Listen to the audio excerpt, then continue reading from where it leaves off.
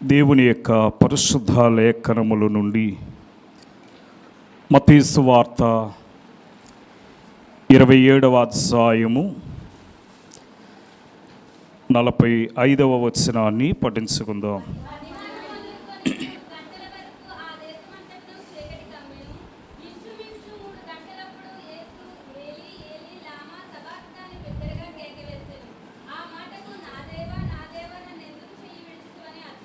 ప్రార్థన చేసుకుందాం. సకల యుగముల యందు అక్షయుడును అద్వితీయుడైన మా తండ్రి, నీకనేక వందనములు, స్తోత్రములు. చదవబడిన వాక్యమును వివరించుకొనొచ్చు ఉండగా వాక్య గ్రంథములో మీరుండి మాతో మాట్లాడమని శిలువనాథుడైన క్రీస్తు విలువైన నామమును బట్టి బ్రతములాడుకొనొచ్చు ఉన్నాము తండ్రి. ఆమీన్. దేవుని యొక్క మహాకృపను బట్టి ఏర్పాటు చేయబడిన శిలువ ధ్యాన దీక్ష కార్యములలో ఏకీవించినటువంటి మనకెల్లరకును మన ప్రభువును రక్షకుడైన యేసు క్రీస్తు యొక్క నామమున మీకు శుభములు కలుగునుగాక. ఆమీన్. చదవబడిన వాక్య లేఖనములను మనము పరిశోధన చేసినట్లయితే ఈ యొక్క వాక్య లేఖనములలో యేసు ప్రభు శిలువలో చేసినటువంటి అద్భుతములు మనకి అగపడుచు ఉంటాయి. నా యొక్క ప్రసంగాంశం ఏమిటంటే కలవరిలో జరిగిన అద్భుతములు. కలవరిలో జరిగిన అద్భుతములు. అది యొక్క కలవరిలో జరిగినటువంటి 6 అద్భుతాల కొరకు ఈ యొక్క రాత్రికాల సమయంలో కొన్ని విషయాలు మనము పరిశోధన చేద్దాం. ఎందుకంటే శిలువ మరణము అనేది ఆ యొక్క యూదులైన వారికి ఒక ఆనవాతి అనే విషయము మనము ముందుగానే ఎరిగిన వారమై ఉన్నాం. అనగా ఆ యొక్క రోమీలు ఎవరైనా ఒక నేరస్తుడు నేరం చేసి మరి మరణదండన విధించేటప్పుడు అతనికి మరి శిలువ మరణమును విధించేవారనే విషయాన్ని మనం చాలా తేటగా ఎరిగిన వారమై ఉన్నాము. అయితే ఇక్కడ మనం గమనించినట్లయితే ఈ యొక్క అద్భుతములలో మనము మరి యేసు క్రీస్తు యొక్క ప్రత్యక్షతను మరి తెలుపుచున్నట్లుగా మనం చూస్తూ ఉంటాం. అలాగనే ఆయనను దేవుని కుమారుడిగా రుజువు చేయుచున్నట్లుగాను కూడా మనం చూస్తాము ఈ లేఖన భాగాలను బట్టి. యేసు క్రీస్తునందు విశ్వాసము మరి ఉంచడాన్ని బట్టి మరి మనకి విమోచన లభించుచున్నదనే విషయాన్ని కూడా మనము గ్రహించగలిగిన వారమై ఉంటాము. అందుకని ఇక్కడ జరిగినటువంటి ఈ యొక్క 6 అద్భుతములు ఏమిటి అనే విషయాన్ని మనము మరి ఆలోచన చేసినట్లయితే అందులో మొదటిది మరి ఆశ్చర్యకరమైనటువంటి చీకటి. రెండవది దేవాలయపు తెర చినుగుట. మూడవది ఆశ్చర్యకరముగా భూమి కంపించుట. నాలుగవది సమాధులు తెరవబడుట. ఐదవది పరిశుద్ధుల యొక్క శరీరములు లేపబడుట. అనగా సమాధి యందు యేసు వస్త్రములు మరి కదిలింపబడకుండుట. 6వది సమాధుల తోటలో ఉజ్జీవింపబడుట. ఈ యొక్క 6 విషయాలు మరి ఈ యొక్క లేఖన భాగముల నుండి కొన్ని విషయాలను మనము కొన్ని నిమిషాలు దేవుని యొక్క మరి వాక్యముల నుండి కొన్ని విషయాలు మనం నేర్చుకుందాం. ఎందుకంటే ఈ మత్తయి గారు, మార్కు గారు, లూకా గారు, యోహాను గారు ఈ సువార్త పాఠములో ఈ నలుగురు 4 విధాలుగా వ్రాసినట్లుగా మనం చూస్తూ ఉంటాము. యూదులకు మరి మత్తయి గారు యూదులకు రాసినటువంటి ఈ యొక్క సువార్తలో మనం చూసినట్లయితే రాజుగా చూపిస్తుంది. అందుకే ఈయన సింహమునకు గుర్తుగా మనం చూస్తూ ఉంటాము. మత్తయి గారు అంటాడు కదా, ఈయన యూదులకు రాజు. అంటే అడవికి రాజు సింహము అన్నట్టుగా యేసుక్రీస్తు కూడా యోధా గోత్రానికి ఆ సింహము, యోధా గోత్రపు కొదుమ సింహము యేసుక్రీస్తు అనే విషయాన్ని మత్తయి గారు మనకి చూపిస్తూ ఉన్నారు. అలాగనే మార్కు గారిని కూడా మనం చూసి, మార్కు గారు రోమీయులకి రాసినట్లుగా మనం చూస్తున్నాము. ఈయన సేవకునిగా, అంటే సేవకుడు అనగానే బహుశా దేనికి పోలుస్తారంటే ఒక ఎద్దుకి పోలుస్తారన్నమాట. ఎద్దు ఏం చేస్తుంది? తన యజమానుడు ఎక్కడికి తీసుకెళ్తే అక్కడికి వెళ్తుంది. ఎంత బరువు దాని మీద మోపునా సరే అది లాక్కుంటూ వెళ్తుంది. అంటే సేవకుడు అనగా ఎద్దులంటూ వాడమాట. ఎంత భారమైనా ఎంత శ్రమైనా వహించుకుంటూ తన యొక్క పరిచర్యను ముందుకి తీసుకెళ్ళేవాడు అనే భావాన్ని మార్కు గారు మనకు చూపిస్తూ ఉన్నాడు. అలాగే లూకా గారు నవ్వుతే ఈయన గ్రీకులకి వ్రాసినట్లుగా మనం చూస్తున్నాము. ఒక్కొక్కరు యూదులకొకరు, రోమీలకొకరు, అలాగనే గ్రీకులకి కూడా లూకా గారు గ్రీకులకి రాసుకొస్తూ ఈయన మనుష్య కుమారుడిగా చూపించాడు ఇక్కడ. అంటే ఒక మానవుడిగా యేసుక్రీస్తుని చూపిస్తున్నాడు లూకా గారు. అలాగనే యోహాను గారి దగ్గరికి వచ్చేటప్పటికి ఈయన సర్వమానవుల కొరకు వ్రాసినట్లుగా మనం చూస్తున్నాం. అందుకని యోహాను గారు యోహాను సువార్తలో ఈయన దేవుని కుమారుడు, ఈయన ఎవరట? దేవుని కుమారుడు. అంటే దైవ మానవుడిగా ఈయన చూపించాడు గనక ఈయన ఎవరై ఉన్నారంటే పక్షిరాజు అయి ఉన్నాడు. అందుకే మనం అంటున్నాము యూదులకి రాజు, రాజులకి రాజు అంటున్నాం. మనం ప్రభువులకు ప్రభువు అనే మాటను మనము చూస్తూ ఉన్నాము. అయితే ఇందులో మనం గమనించినట్లయితే మొదటిది ఆశ్చర్యకరమైన చీకటి అన్నాము.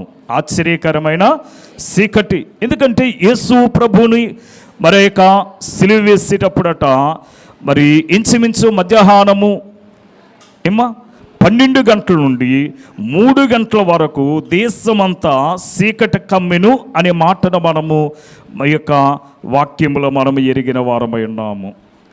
అయితే ఇక్కడ మనం గమనించినట్లయితే ఈ పరిశుద్ధ గ్రంథమునందు చీకటి అనే మాట చాలా పర్యాయములు మనకు కనబడుతూ ఉంటుంది. అయితే ఈ చీకటి, వెలుగు అనే 2 పదాలు మనం చూస్తూ ఉంటాం.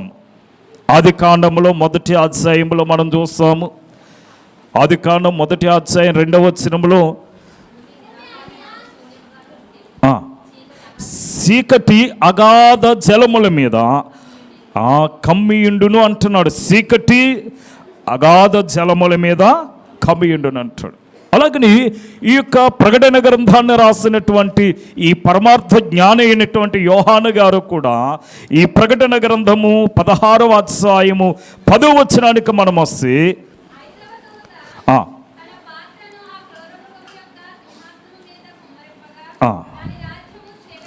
దాని రాజ్యము చీకటి కమ్మెను, అక్కడికి ఇక్కడ ఆ రాజ్యం అంతా కూడా ఏం కమ్మిందట? చీకటి. అందుకని ఈ చీకటి, వెలుగు అని ఈ పదాలు సుమారు బైబిల్ గ్రంథములో 390 పర్యాయములు పరిశుద్ధ గ్రంథములోని అనగా వ్రాయబడినట్లుగా మనం చూస్తూ ఉంటాము. 390 పర్యాయములు చీకటి, వెలుగు అనే పదాలను మనం చూస్తాం. అయితే దేనికదే మనము సెపరేట్గా చీకటి కొరకు, వెలుగుని వెలుగు కొరకు మనం చూస్తే చీకటి అనే పదము 160 పర్యాయములు బైబిల్ గ్రంథములో మనం చూస్తూ ఉంటాము. అలాగని వెలుగనే పదము 230 పర్యాయములు మనం చూస్తూ ఉంటాము. విడదీస్తేనేమో ఎక్కువ కనిపిస్తున్నాయి. అంటే దేవుడు చీకటిని, వెలుగును అనే పదాలు 390 పదాలుగా మనం చూస్తుంటే, ఇక్కడ మనకి చీకటి అనే పదము 160 పదాలు, వెలుగని ఈ యొక్క పదము 230 పర్యాయములు మనము వాక్యములు చూస్తూ ఉన్నాం. అందుకని అనగా ఈ యొక్క సృష్టి ఆరంభమునందు దేవుడు వెలుగును కలగమని పలకగా వెలుగు కలిగిను, చీకటి దూరపరచబడిన అన్నట్లుగా మనం చూస్తూ ఉన్నాం. ఆ మొదటి అధ్యాయం 3-4 వచనాలు మనం గమనిస్తే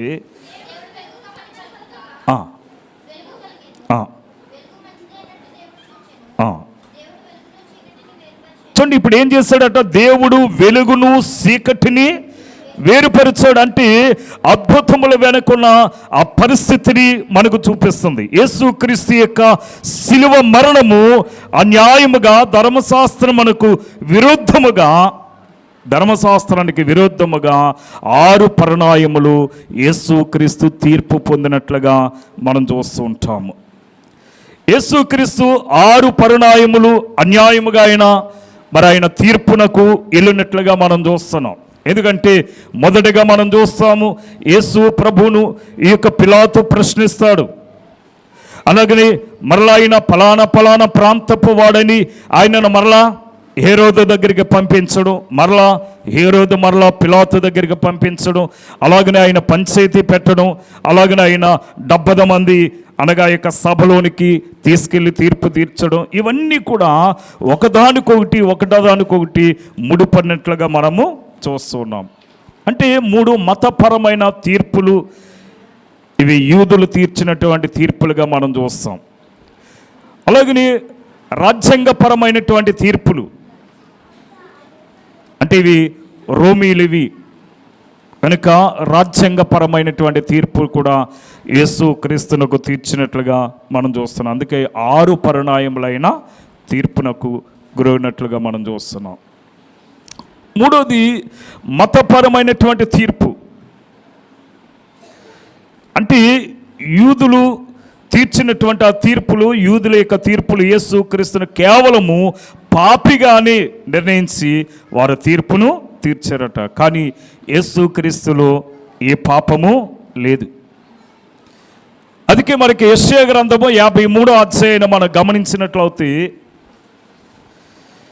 అక్కడ మనకి ఆ యొక్క పరిస్థితిని మనం చూస్తూ ఉంటాం. ఆ యొక్క అధ్యాయం అంతా కూడా ఇందులో మనము మతపరమైనటువంటి మొదటి తీర్పు ఎవరి దగ్గర అంటే అన్న యొద్ద ప్రారంభమైనట్లుగా మనం చూస్తున్నాము. ఈ అన్న ఎవరు అంటే ఈయన ఒకప్పుడు ప్రధాన యాజకుడు, అలాగని ఆయన ప్రస్తుతం ప్రధాన యాజకుడిగా ఆయన కుమారుడైనటువంటి ఈ యొక్క కయాపాకు మామ అనే విషయాన్ని కూడా మనం చూస్తాం. అంటే వారందరూ కూడా అధికార కాంక్ష కలిగినటువంటి వారు. యోహాను సువార్త 18వ అధ్యాయంలో 11-12 వచనాల్లో మనం గమనిస్తే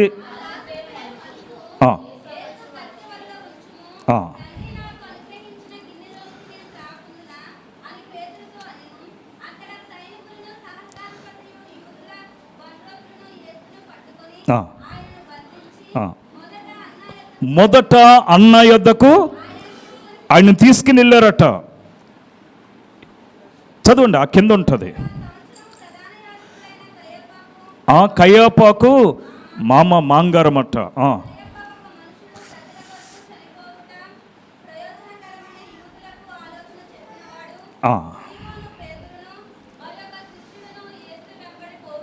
చాలండి. ఇక్కడ మనం గమనించినట్లయితే ఇది జరిగిందంతా కూడా గురువారం సాయంకాలం 6 గంటల నుండి 9 గంటల వరకు మేడగదిలో విందు, బోధలు, ఆజ్ఞలు వారు పాటించారు. అంటే ఈ యొక్క 6 గంటల నుండి 9 గంటల వరకు వారు దేవునితో, శిష్యులతో దేవుడు వారందరూ కూడా చక్కని పస్కాను ఏర్పాటు చేసుకుని చక్కని విందును వారు ఆరగించారు. అటు తర్వాత 9 గంటల నుండి 10 గంటల వరకు గెత్సేమనే తోటలో ఆయన 1 గంట శిష్యులతో ఉన్నాడు మట్టండి. ఈ గెత్సేమనే తోటలో ఆయన మరి ప్రార్థన చేయటానికి, ఏకాంతముగా వెళ్ళటానికి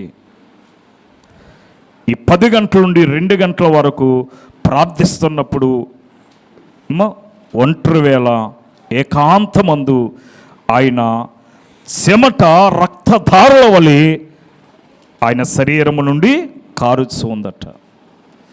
అంటే ఆయన ప్రార్థించినటువంటి సమయాన్ని మనం చూస్తే 10 గంటల నుండి 2 గంటల వరకు కూడా ఆయన దేవునితో ఏకాంతముగా ప్రార్థించినట్లుగా మనము చూస్తూ ఉన్నాం. ఈ విధముగా యేసుక్రీస్తు అనగా శిష్యులైన వారితో ఆయనకున్నటువంటి ఆ యొక్క ఏకాంత ప్రార్థన ఆ యొక్క మరి ముగించిన తర్వాత ఈయనను అనగా మరి అధికారుల యొద్దకు తీసుకెళ్లారు. ఎన్ని గంటలకు వెళ్ళారయ్యా అంటే ఉదయం 6 గంటలకి మొదటి తీర్పును మనం చూస్తూ ఉన్నాం. 6 గంటలకు ఆయన తీసుకెళ్ళిపోయారు అక్కడికి. అదే మత్తయి సువార్త 27 ప్రారంభ వచనములో మనం చదువుకుంటాం. ఉదయమైనప్పుడు ప్రధాన యాజకులను, ప్రజలు, పెద్దలందరూ యేసును సంపింపవలనని కనుక వాళ్ళ తీర్పు ఏమిటంటే యేసును ఏదో విధముగా చంపింపాలి. ఆయన చంపడమే వారి యొక్క కర్తవ్యం అట. ఈ లూకా సువార్త 22వ అధ్యాయము 66వ వచనాన్ని మనం గమనిస్తే చూడండి, అక్కడ అంటున్నాడు కదా, మరి ఈ యొక్క మత్తయి గారు ఇలాగ రాస్తే ఈ లూకా గారు అంటున్నాడు, ఉదయం కాగానే ప్రజలు, పెద్దలను, ప్రధాన యాజకులను, శాస్త్రులు కూడా సమకూడి ఆయన ఒక మహాసభలోనికి తీసుకుని పోయి, నీవు క్రీస్తువతి మాతో చెప్పుము. 71వ వచనం. మరికిక సాక్షులతో పని ఏమి? మనం ఆయన నోటు మాట వింటిమి కదా అని చెప్పి ఏమంటున్నాడు ఆయన? అవును, మీరు అన్నట్టు నేను క్రీస్తుని, నేను దేవుని కుమారుని అంటున్నాడు. కనుక ఇక వారికి మనుషులతో పని లేదు, ఇక సాక్షులతో పని లేదు. ఎందుకంటే వారు తీర్పును వెల్లడి చేయటం ఏంటంటే ఆయన చంపడమే వారి యొక్క అంతరంగములో ఉన్న ఆలోచన. ఇదే విషయము లూకా గారు 23వ అధ్యాయము 22వ వచనములో కనపరుస్తాడు.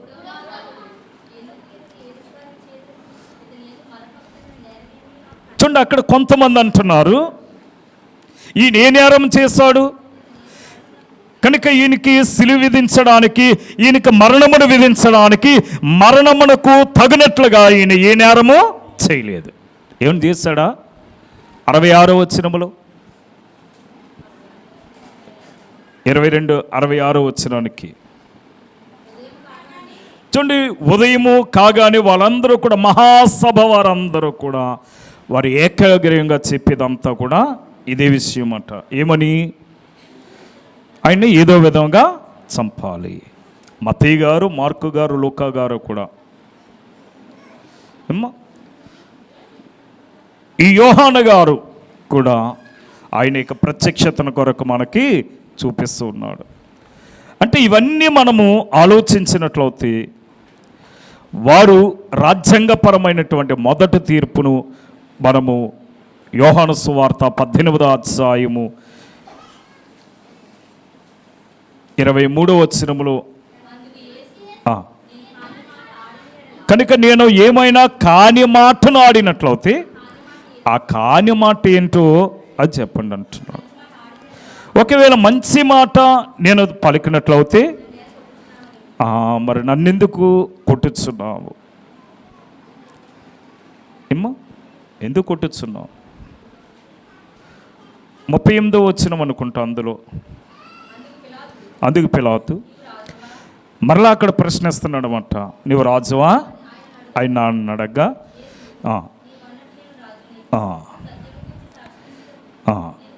నేను పుట్టి తినే అంటున్నాడు. కనుక ఇక్కడ మనం గమనించినట్లయితే ఇతని యందు మరలా తీర్పు ఏంటంటే ఇతని యందు ఏ నేరము నాకు కనబడలేదు అంటున్నాడు. కనుక ఇతడు నిరపరాధి అన్నాడు అక్కడ. మరలా మనం చూస్తే ఈ రాజ్యాంగపరమైనటువంటి రెండో తీర్పునకు మనం వచ్చినట్లయితే ఆ రెండో తీర్పు ఆ యొక్క రోమీలు దగ్గర హేరోదు దగ్గర జరిగినటువంటి విషయము. లూకా సువార్త 23వ అధ్యాయము 6 నుండి 12 వచనాల వరకు మనకు కనపడతారు. ఎందుకంటే వీరు ఇతని మీద మోపిన నేరంలో ఒక్కటైనను నాకు కనబడలేదు అంటున్నాడు పిలాతు. వారు చాలా నేరాలు మోపారు, చాలా తెలియజేస్తారు పిలాతునకు. అయితే పిలాతు ఇచ్చిన తీర్పు ఏంటంటే ఇతని యందు మీరు మోపినటువంటి నేరములలో ఒక్కటైనను నాకు కనబడటం లేదు అంటున్నాడు. మరలా మూడో తీర్పు, మూడో తీర్పు పిలాతు రెండోసారి తీర్పిస్తున్నాడు. యోహాను సువార్తలో 18వ అధ్యాయము 39వ వచనానికి వస్తే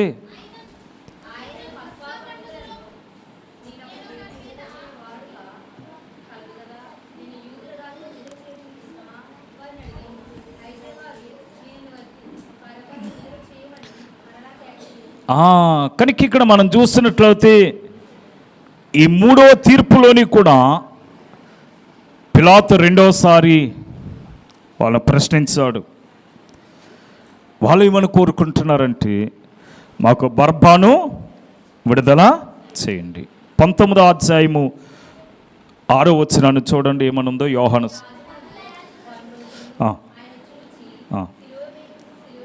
చూడండి ఏమంటున్నారా అంటే యేసు క్రీస్తును చూసి అంటున్నారు సిలువ వేయము, సిలువ వేయమని కేకలు వేయగా పిలాతు ఆయన యందు ఏ దోషము నాకు కనబడలేదు గనుక మీరే ఆయనని తీసుకుని పోండని వారికి సెలవిచ్చాడట.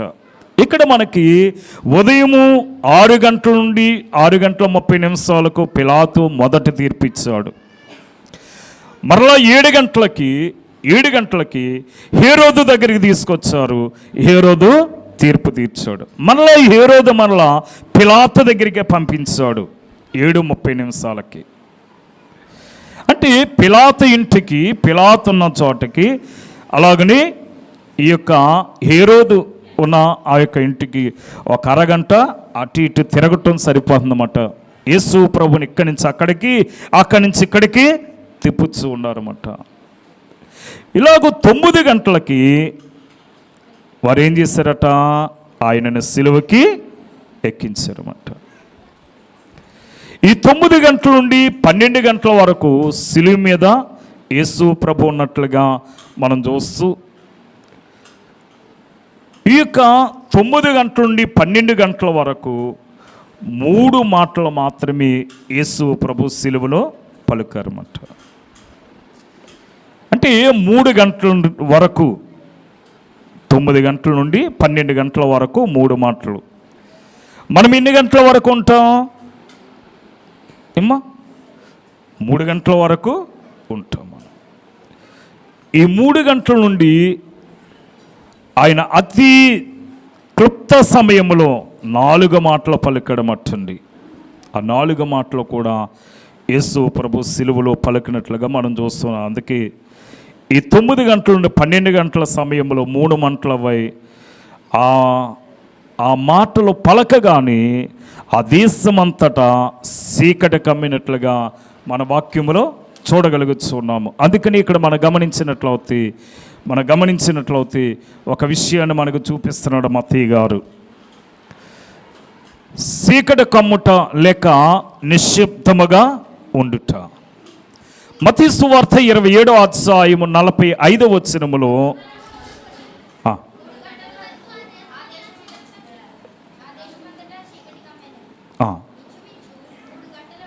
ఇంచుమించు 3 గంటలప్పుడు యేసు ఆ, ఆ, ఆ. కనుక ఇక్కడ మనం గమనించినట్లయితే 6 గంటల నుండి 6 గంటల వరకు, 6 గంటల నుండి 6 గంటల వరకు అంటే ఎన్ని గంటలు అవ్వాయి? 12 గంటలు. ఈ 9 గంటలు ఈజ్వల్ టు 3 ఏమో అంటే ఈ యొక్క 3 గంటలు ఇక్కడ సూర్యుడు ఈ లూకాసు వార్త 23 అధ్యాయములో మరి కనపడలేదు అసలే. ఆ దేశమంతటా కటిక చీకటి ఆవరించినట్లుగా మనము చూస్తూ ఉన్నాం.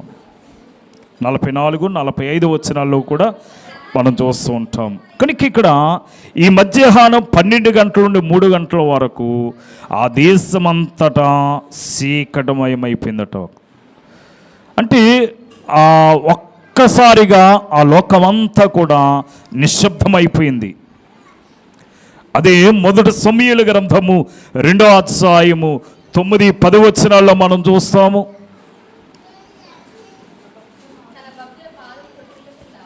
తన భక్తుల యొక్క పాదములు తొట్టిల్లకుండా ఆయన వారిని కాపాడును, దుర్మార్గులు అంధకారమందు అమ్మా బలము చేత ఎవడను జయమును అందడు, యెహోవాతో వాదించేవారు నాశనమవుతారట. కనుక ఇక్కడ మనం గమనించినట్లయితే ఇది చీకటి లేక నిశ్శబ్ద సమయము. ఇదే విషయాన్ని భక్తుడైనటువంటి యోబు గారు కూడా పలుకుతూ ఉంటాడు. యోబు గ్రంథం 5వ అధ్యాయము 13వ వచనానికి మనం వస్తే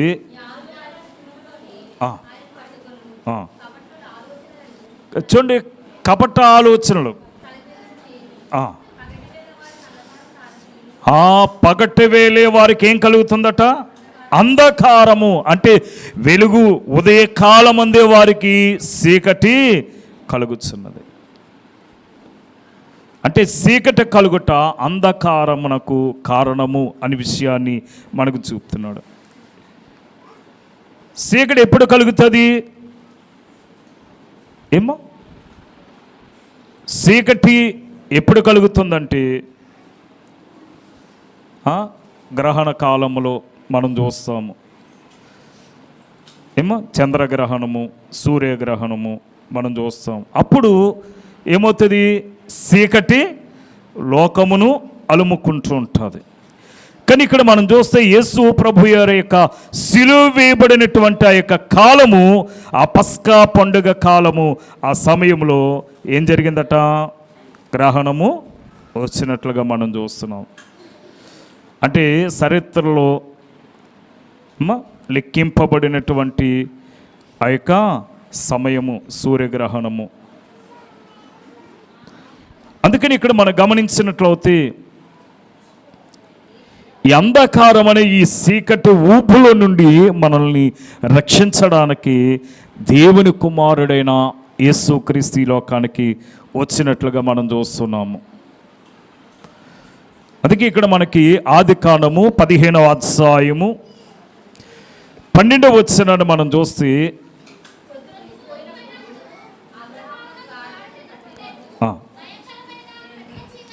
భయంకరమైనటువంటి కటిక చీకటి అక్కడ కమ్మగా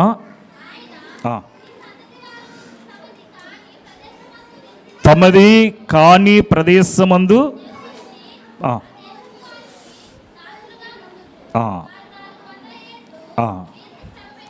కనుక ఇక్కడ మనకి శ్రమ లేక శోధన కనబడుతున్నది. అంటే ఈ యొక్క సూర్య చంద్ర నక్షత్రములు ఆకాశ మండలంలో కలుగు చేసిన వాటికి పరిధులను నిర్ణయించి మరి సృష్టికర్త అయినటువంటి దేవుడు మాత్రమే సర్వ సృష్టికి ఆయన్ని ఏం చేస్తాడట?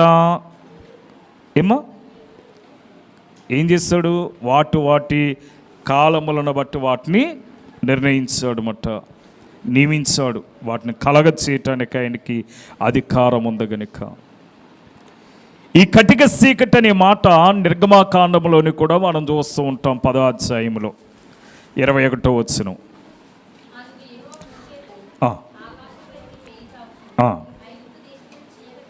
చూడండి, ఐగుప్తు దేశం మీద చిక్కని చీకటి అంటే ఇక ఎవరో కూడా మనిషికి మనిషి కనపడలేనటువంటి చీకటి మట్ట. ఈ చీకటి కొరకు అనేక విషయాలు మనకి ఒక్కొక్కరు ఒక్కొక్క విధముగా వర్ణిస్తూ ఉంటారు. 20వ అధ్యాయం 21వ వచనములో నిర్గమాకాండములో మనం చూస్తాము. అలాగని యెహోషువ గ్రంథము 24వ అధ్యాయం 17వ వచనములోని కూడా మనం చూస్తూ ఉంటాము. అది ఇక్కడ మనం గమనించినట్లయితే విశ్వసించదగినటువంటి సమాచారం ఏంటంటే, ఒకటి, సువార్తలు యందు ముగ్గురు ఈ యొక్క రచయిత్రులు అనగా ఈ యొక్క మరి విషయము కొరకు చాలా క్షుణ్ణముగా మనకు తెలియజేసినటువంటి దృశ్యాల్ని మనం చూస్తున్నాం చీకటి కొరకు. అలాగని ఇంకా మనము లోతుగా మనము దీనిని ఆలోచించినట్లయితే ఇక్కడ ఒక మాటను చూపిస్తాడు మనకి. మత్తయి సువార్త 8వ అధ్యాయము 12వ వచనములో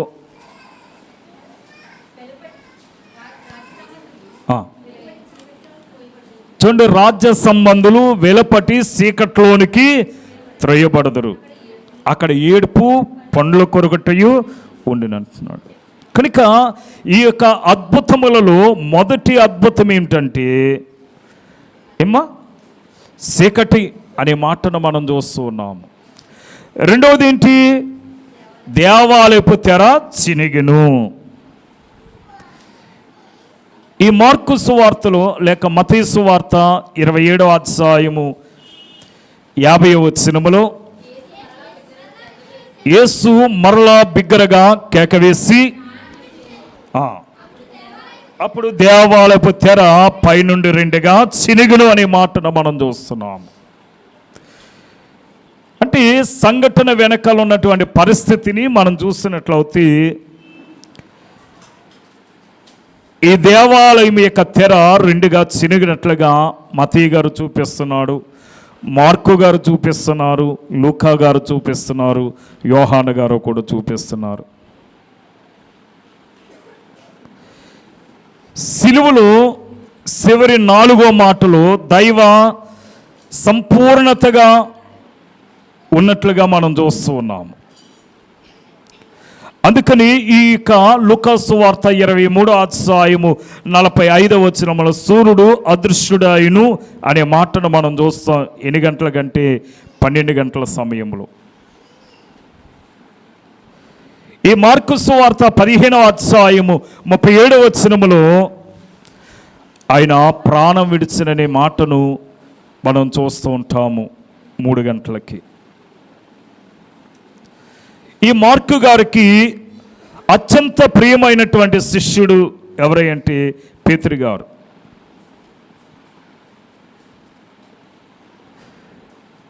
అందుకే ఇక్కడ మనం గమనించినట్లయితే యేసు ప్రభు కేకవేసును అనే మాటను మత్తయి గారు 27వ అధ్యాయము 50 నుండి 52 వచనాల్లో మనం చూస్తూ ఉంటాము. ఎందుకంటే యేసు ప్రభు 2 సార్లు కేక వేసినట్లుగా మనం చూస్తున్నామట. మొదటి కేక ఉద్దేశం ఏంటంటే శిలువ సమయంలో జరిగిన కార్యములను దేవుని దైవాత్మనకు రుజువు చేయుచున్నటువంటి కేక. దేవుని కుమారుడిగా దేవుని యొక్క దైవత్వాన్ని వెల్లడి చేయటానికి, రుజువు చేయటానికి ఆయన వేసినటువంటి కేకగా మనం చూస్తూ ఉన్నాము.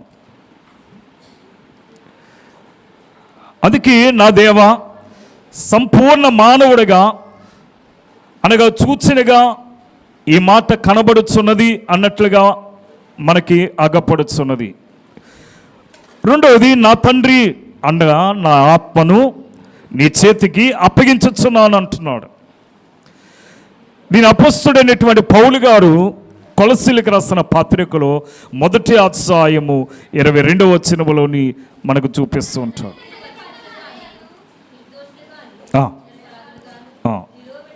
ఆ, ఆ. చూడండి, ఆయన మానవ శరీరమును ధరించుకున్నాడు. మాంసయుక్తమైన దేహము అంటే మానవ శరీరమైనటువంటి దేహమునైనా ధరించుకున్నాడు. ఆయన మరణం వలన ఇప్పుడు మనకి సమాధానం అంటే విడుదల కలుగుతున్నది. బస్ ఆ యొక్క దేవాలయం యొక్క తెర రెండుగా చినిగినది అంటున్నాడంటే ఆ తెర యొక్క మందము 4 అంగుళాలు అనే మాటను మనం చూస్తున్నాం. ఈ దేవాలయం యొక్క తెర చినుగుటను గురించి మరి మనకి వాక్యములో నిర్గమకాండము 26వ అధ్యాయం 33వ వచనములో మనం చూస్తాం. ఎందుకంటే ఇక్కడ మనం గమనించినట్లయితే ఆ యొక్క మందిరము, ఆవరణము, పరిశుద్ధ స్థలము, అతి పరిశుద్ధ స్థలము, ఈ యొక్క పరిశుద్ధ స్థలానికి అతి పరిశుద్ధ స్థలానికి మధ్యన ఈ యొక్క తెర ఉన్నట్లుగా మనం చూస్తున్నాం. ఎక్కడుందట ఇది? పరిశుద్ధ స్థలానికి అతి పరిశుద్ధ స్థలానికి మధ్యన ఈ తెర ఉంది. ఈ తెర రెండుగా చినిగినట్లుగా మనం చూస్తున్నాము. అందుకే నిర్గమకాండము 26:33 వచనములో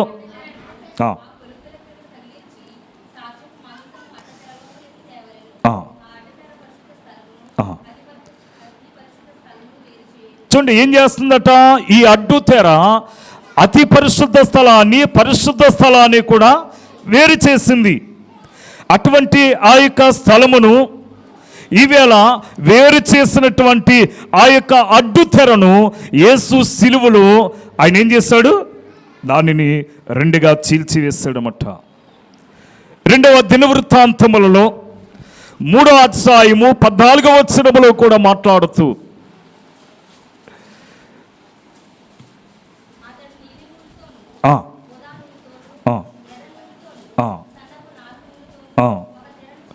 చూడండి, అది చాలా శ్రేష్టమైనటువంటి అతి పరిశుద్ధమైనటువంటి స్థలములో ఉంచాలి గనుక దానిని 4 రంగులతో అల్లినటువంటి ఒక తెరగా మనం దానిని గుర్తిస్తూ ఉన్నాము. అలాగనే హెబ్రీయులకు రాసిన పత్రికలోని కూడా ఈ 10వ అధ్యాయము 20వ వచనములో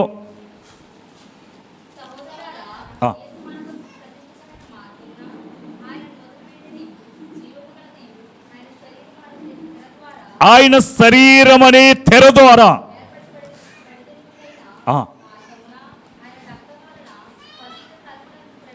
చూడండి, ఇప్పుడు క్రీస్తు యొక్క రక్తమును ప్రోక్షించడాన్ని బట్టి క్రీస్తు యొక్క రక్తం ఎప్పుడైతే భూమిని తాకిందో బండల బద్దలాసాయి దేవాలయపు తెర రెండుగా చినిగింది.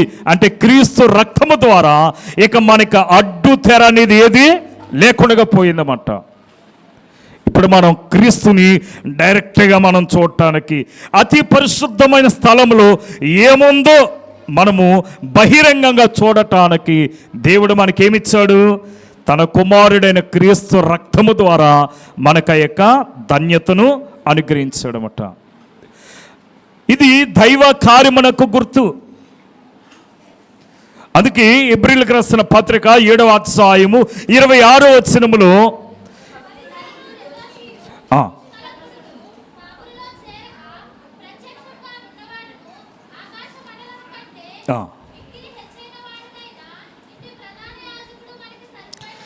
చూడండి, ఎవరైనా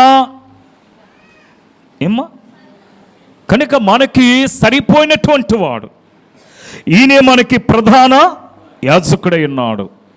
అందుకని ఇక్కడ మనం చూసి మొదటి నిబంధన, 2వ నిబంధన, మొదటి నిబంధన, క్రొత్త నిబంధన అంటే మనమా పాత నిబంధన, క్రొత్త నిబంధన.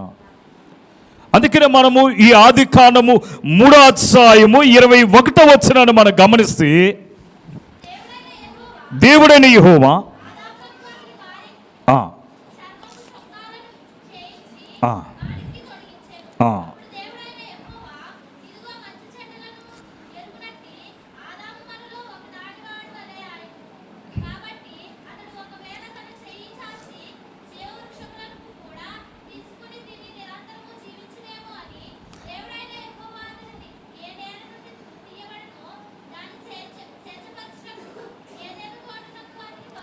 చాలండి. ఇది మొదటి నిబంధన అన్నమాట. ఇది మొదటి నిబంధన.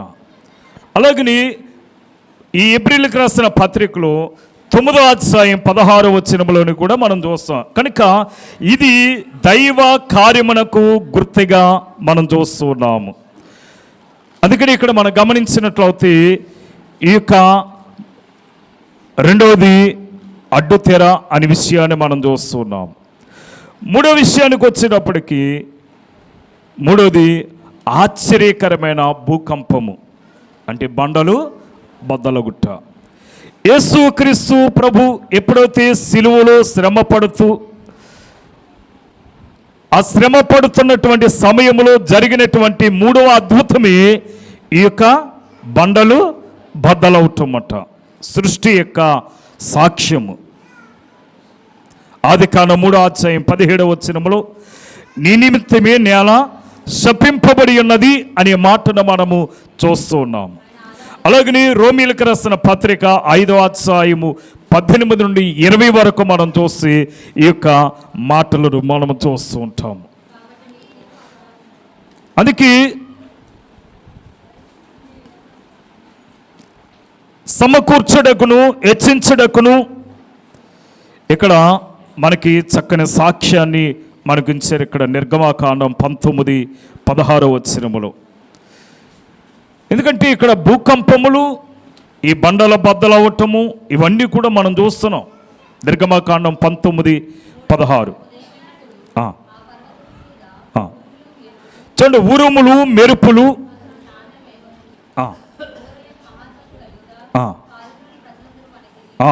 ఆ యొక్క ప్రజలందరూ కూడా వణికిపోయారటండి. అంటే భూమి ఏం చేసింది? కంపించింది. అంటే భూకంపము జరిగినట్లుగా మనం చూస్తున్నాం. అలాగని ఈ కృత నిబంధన మనం చూస్తే ఈ 2వ కొరింథీయులకు రాసిన పత్రిక 3వ అధ్యాయం 7వ వచనములో ఆ విషయాన్ని మనం చూస్తూ ఉంటాము. ఇక 4వది మనం గమనించినట్లయితే సమాధులు తెరవబడుట. 4వది యూదులు అయిన వారు సమాధిలో ఆయనను భద్రపరిచినటువంటి దృశ్యము. వారి వారి యొక్క ఆర్థిక పరిస్థితులను బట్టి అక్కడ సమాధులు ఉండేయట. మనము కూడా అంతే కదా. మన స్తోమతలను బట్టి కొంతమంది ఏం చేస్తారు? గోళలు కట్టిస్తారు. కొంతమంది మరి అనేక విధాలుగా వారు శక్తి కొలది ఆ యొక్క సమాధులను కట్టించుకుంటుంటారు. అందుకే ఇక్కడ మనం గమనించినట్లయితే మరణం యొక్క బలమును మనకు చూపిస్తుంది. ఈ మరణం మనకున్న బలం ఏమిటయ్యా అంటే దానికి ఆధారం ఏమిటంటే పాపమే. 1 కొరింథీయులకు రాసిన పత్రిక 15వ అధ్యాయము 55-56 వచనాలు మనం గమనిస్తే అక్కడ మనకు కనపడేది అదే. అక్కడ అంటున్నాడు, ఓ మరణమా నీ విజయం ఎక్కడా? ఓ మరణమా నీ ముళ్ళెక్కడా? మరణపు ముళ్ళు పాపము, పాపమునకున్న బలము ఏమ్మా ధర్మశాస్త్రం అట.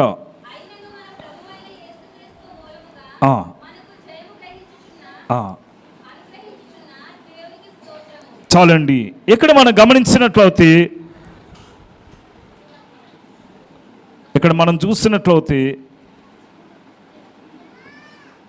ఆత్మకి మరణం వచ్చిందా? శరీరానికి మరణమా? ఏమ్మా యేసు ప్రభు అక్కడ అంటున్నాడు, తండ్రి నీ చేతికి నా ఆత్మను అప్పగించుచున్నాను. అంటే ఆత్మ తను దయచేసినటువంటి తండ్రి యొద్దకు వెళ్ళిపోయిందన్నమాట. శరీరమే అక్కడ మిగిలిపోయింది. ఇదే విషయాన్ని అపుస్తలుడైనటువంటి పౌలు మన పౌరస్థితి పరలోకమందు ఉంది అంటాడు. హెబ్రీయులకు రాసిన పత్రిక 2వ అధ్యాయము 14-15 వచనాలు మనం గమనిస్తే అక్కడ చూపిస్తాడు అన్నమాట ఈ విషయాన్ని. అలాగని ఇక్కడ మనం గమనించినట్లయితే మరొక విషయాన్ని రోమీయులకు రాసిన పత్రికలో 5వ అధ్యాయము 18వ వచనంలోని కూడా చూపిస్తాడు.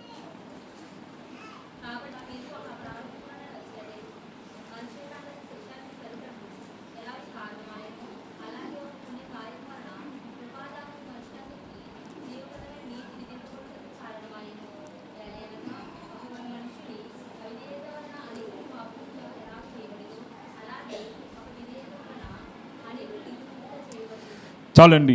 అంటే ఇక్కడ మనం గమనించినట్లయితే ఆయన సిద్ధపరిచే పని మనం చూస్తూ ఉన్నాం. మరణించిన యొక్క పరిశుద్ధులు లేపబడటానికి ముందు ఆయన సమాధిని సిద్ధపరిచారట. ముందు ఆయన లేచి మనకి మాదిరిని చూపించాడు. అంటే మరణించిన వారి యొక్క సమాధులు తెరవబడతాయి అంటానికి యేసుక్రీస్తు మరణించి ఆయన సమాధి తెరిచాడు. అందుకనే మనం లేచినాడురా సమాధి గెలిచినాడురా అంటున్నాం. ఇప్పటికీ యేసుక్రీస్తు సమాధి ఒక్కటి ప్రపంచంలో తెరవబడినటువంటి సమాధిగా మనం చూస్తూ ఉన్నాం. తక్కిన వారు అందరు సమాధులు అయ్యి తెరవబడలేదు. ఇక 5వదిగా మనం గమనించినట్లయితే పరిశుద్ధుల యొక్క శరీరములు లేపబడుట అనే విషయాన్ని మనం చూస్తున్నాం. పరిశుద్ధులంటే ఎవరు అంటే ధర్మశాస్త్రం అంతా వారు బాగుగా అభ్యాసము చేసి ఎరిగినటువంటి వారు జీవించినటువంటి